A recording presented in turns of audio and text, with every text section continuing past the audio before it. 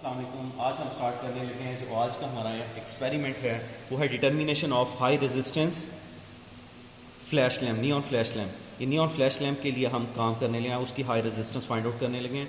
तो इसके लिए सबसे पहले हमें किन चीज़ों की ज़रूरत है, तो हमें ऑपरेटर्स उसके लिए चाहिए, नियॉन लैम्प चाहिए, पावर सप्लाई चाहिए, कैपेसिटर ऑफ अननोन रेजिस्टेंस चाहिए, मेगा ओहम रेजिस्टेंस चाहिए, अननोन हाई रेजिस्टेंस चाहिए, स्टॉप वॉच चाहिए और कनेक्टिंग वायर्स चाहिए और साथ स्विच चाहिए। और ये सारा जो ऑपरेटर्स है ये आपका सर्किट में किस तरह लगा हुआ है, तो ये सर्किट डायग्राम आपके सामने बनी हुई है। इसमें आप देख सकते हैं यहाँ से आपने ए बी टर्मिनल के क्रॉस आपने पावर सप्लाई देनी है। ये आपकी अननोन रेजिस्टेंस है, ये आपका कैपेसिटर है और ये आपका नियॉन फ्लैश लैम्प है। और ये आपका ये सारी सर्किट डायग्राम ये इधर कैसे लगी हुई है ये देखें, आपके सामने ये लगा हुआ है neon flash lamp mega ohm, क्योंकि ये जो आप रेजिस्टेंस देते हैं वो मेगा ओहम्स में देते हैं। ये देखें, ये आपका ए टर्मिनल है, ये आपका बी टर्मिनल है। ए और बी टर्मिनल के क्रॉस आपने 250 वोल्ट दिए हैं डीसी में। ये आपकी अननोन रेजिस्टेंस है जो आपको सर्किट में दिखाई गई थी, और ये आपकी रेजिस्टेंस है जो आपने देनी है किसमें, मेगा ओहम में। और ये आप चेंज करके इसको टर्न करेंगे और साथ आप इसको रेजिस्टेंस को वेरी कर सकते हैं 0 to 10। ये आपका कैपेसिटर लगा हुआ है जिसकी कैपेसिटेंस आपको पता होगी कि, और ये आपका नियॉन फ्लैश लैम्प है।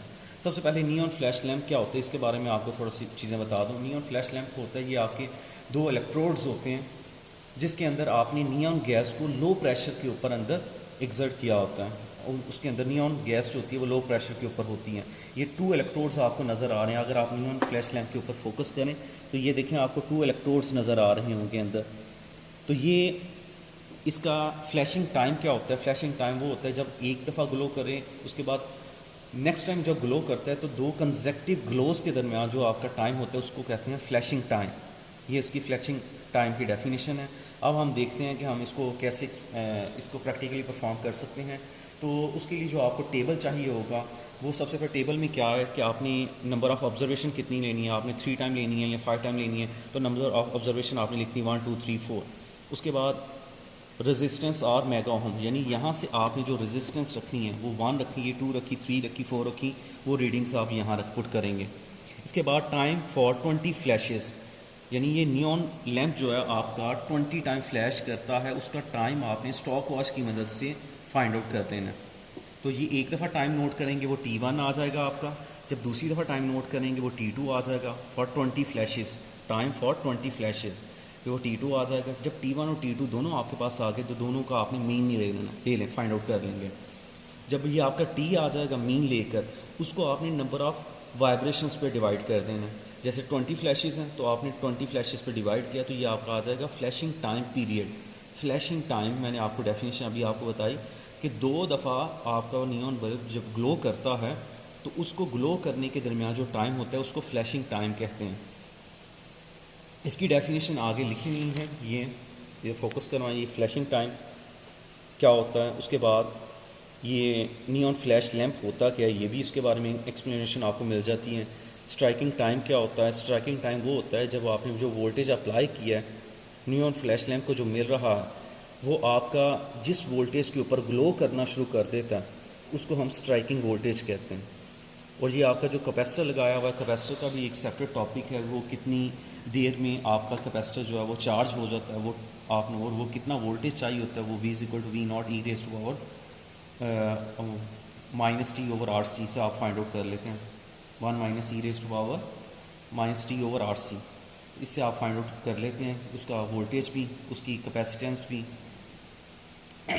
अब इससे आगे आप ये काम करते हैं, स्टॉप वॉच के ऊपर चलते हैं और इसको परफॉर्म करते हैं। यहाँ से मैंने नीचे से पावर सप्लाई दे दी हुई है टर्मिनल्स के क्रॉस, ए और बी टर्मिनल के क्रॉस।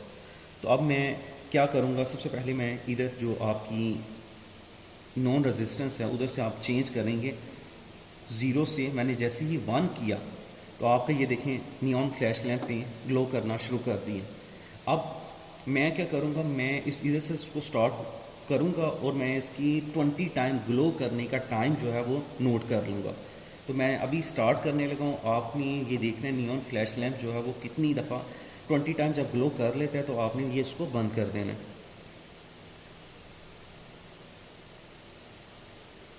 9 10 11 12 13 14 15 16 17 18 19 20।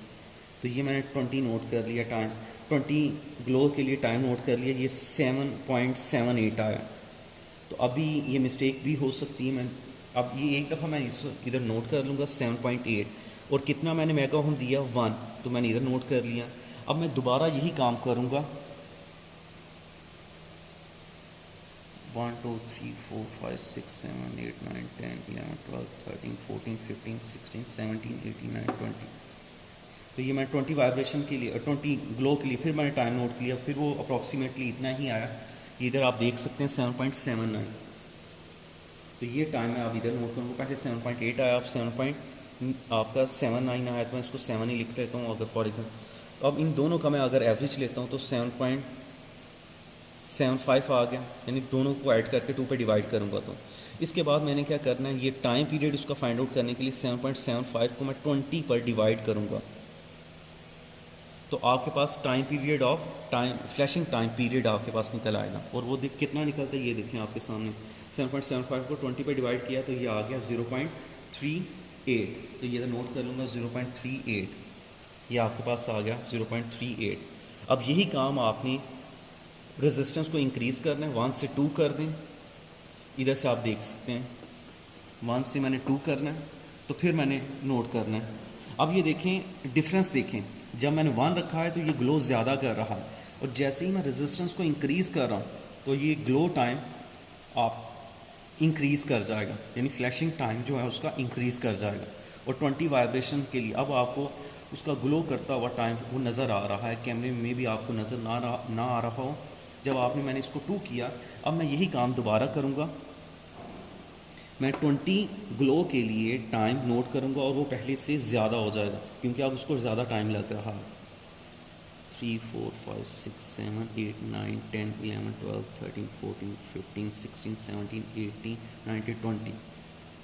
अब आपका अप्रॉक्सीमेटली 9 आया, तो मैं इसको 2 के लिए 9 नोट कर लिया। अब यही काम मैं दोबारा करूँगा, 1 2 3 4 5 6 7 8 9 10 11 12 13 14 15 16 17 18 19 20। तो 8.3 आया आपका इसमें। अब इधर देखें, जैसे ही मैं इसको 4 पे ले जाऊंगा तो आपको डिफरेंस ज़्यादा नज़र आ रहा है कि वो ग्लो लेट कर रहा है, और जैसे ये इंक्रीज़ करता जा रहा हूँ, अब ये देखें अब आपको डिफरेंस नज़र आ रहा होगा, लेट ग्लो कर रहा है। अगर मैं इसको ये देखें 10 पे ले गया हूँ तो अब आपको डिफरेंस ज़्यादा शो हो रहा होगा। तो अपनी रीडिंग आपने 1 3 5 7 इस तरह भी ले सकते हैं, और 9 के ऊपर 5 ऑब्जर्वेशन नोट कर लें। और यही काम आपने इसी तरह 5 टाइम कर लें, और 5 टाइम आप करने के बाद उसका मीन फाइंड आउट करेंगे और टाइम पीरियड फाइंड आउट कर लेंगे। अब आपने इसके बाद क्या करना है, आपने इसके बाद ग्राफ ड्रॉ करना है। आपने टाइम पीरियड को ले लिया है एक्स एक्सिस के ऊपर, और रेजिस्टेंस को ले लेना आपने आर के ऊपर, और इसके रीडिंग्स के अकॉर्डिंगली फिर आपने ये आर और इसको लेकर इन 2 टेबल्स को लेकर ग्राफ ड्रॉ कर लेना है। और ग्राफ आपका एक स्ट्रेट लाइन आएगा, वो आपने स्ट्रेट लाइन ड्रॉ कर लिया। तो यहाँ अगर आपने अननोन रेजिस्टेंस फाइंड आउट करनी हो तो फिर आप क्या करेंगे, आपने इस पॉइंट के ऊपर एक पॉइंट ले लिया, पॉइंट सी, वहाँ से एक परपेंडिकुलर आपने एक्स एक्सिस के ऊपर भी ड्रॉ कर लिया और एक वाई एक्सिस के ऊपर भी ड्रॉ कर लिया। तो जब सी से मैंने ए पे ड्रॉ किया है, टाइम पे ड्रॉ किया, तो ये आपको मिल जाएगा ओ ए से आपको पास टाइम पीरियड आ जाएगा। और जब आप सी से आर के ऊपर ड्रॉ किया, पॉइंट बी पर टच किया, तो यहाँ से अगर आप ओ बी नोट करेंगे तो ये आर एक्स आपको मिल जाएगा, जो आपकी अननोन रेजिस्टेंस है। ओ बी को उसने नाम दिया है आर एक्स का, और ओ बी क्या है आपका ओ से बी का डिस्टेंस, जो आर में आ रहा है, रेजिस्टेंस ओम में आ रही है, वो आपको अननोन रेजिस्टेंस दे देगी। और यही आपका काम है, determine the high resistance of neon flash lamp. तो ये आपका एक्सपेरिमेंट था जो आपने नोट करना है और इधर ऑब्जर्व करना है उसको।